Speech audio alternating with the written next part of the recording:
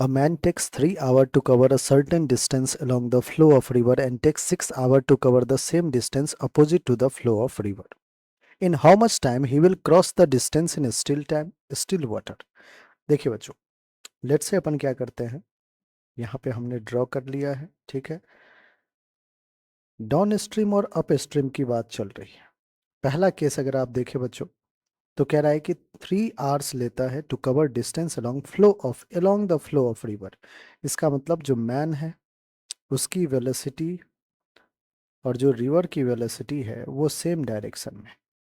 तो आप कहोगे कि ओवरऑल जो इसका स्पीड हो जाएगा वो तो बढ़ जाएगा। हाँ, बिल्कुल बढ़ जाएगा, क्योंकि मैन को जो है रिवर भी अपने फ्लो का सपोर्ट कर रहा है। तो टोटल जो स्पीड हो जाएगा वो V M plus V R हो जाएगा। और बच्चों टोटल टाइम जो कह रहा है वो कह रहा है हमारे पास 3 आवर। डिस्टेंस लेट से यहाँ तक जो डिस्टेंस कवर कर रहा है वो डिस्टेंस डी है। तो हम पहले केस के लिए लिख सकते हैं distance d is equals to speed क्या हो जाएगा V M plus V R into time t which is 3।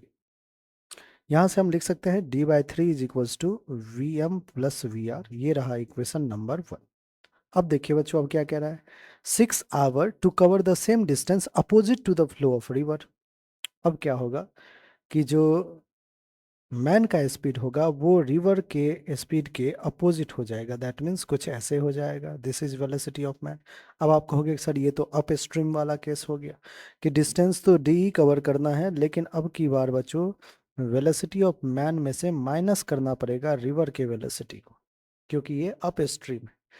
इसमें जो है वेलोसिटी ऐड नहीं सब्सट्रैक्ट होगा, ठीक है। इनटू टाइम कितना ले रहा है 6 आवर, इसलिए टाइम भी ज़्यादा ले रहा है बच्चों। यहाँ से हम लिख सकते हैं कि d/6 is V M minus V R. ये रहा इक्वेशन नंबर 2 हमारा। इक्वेशन 1 में देखिए प्लस वी आर है, इक्वेशन 2 में माइनस वी आर है। मैं कहता हूँ इक्वेशन 1 और 2 को बच्चों आप ऐड कर दीजिए। d/3 प्लस का d/6 which is equals to V M plus V M two V M. V R और वी आर तो कैंसिल आउट हो गया। 6 और 3 कैल्शियम 6, 3 2 जा 2d plus d, that is 3d। 3d/6, 2 को भी इधर भेजिए बच्चों, वी एम आ जाएगा। 3 1 जा 3 2 जा। सो यहाँ से वेलोसिटी मैन का कितना आ रहा है d/4। ठीक है बच्चों, d/4। अब देखिए केस और क्या कह रहा है कि in how much time will he will cross the distance in still water. Still water मतलब रिवर जो है उसकी वेलोसिटी 0 है। तो टाइम कितना लगेगा, तो आप कहोगे डिस्टेंस तो डी ही रहेगा, स्पीड सिर्फ और सिर्फ मैन का जो कि d/4 इंटू टाइम क्या हो जाएगा बच्चों टी। तो देखिए यहाँ से डी ने डी को कैंसिल किया, 4 को भेज दीजिए इधर, तो t इक्वल्स टू 4 आवर।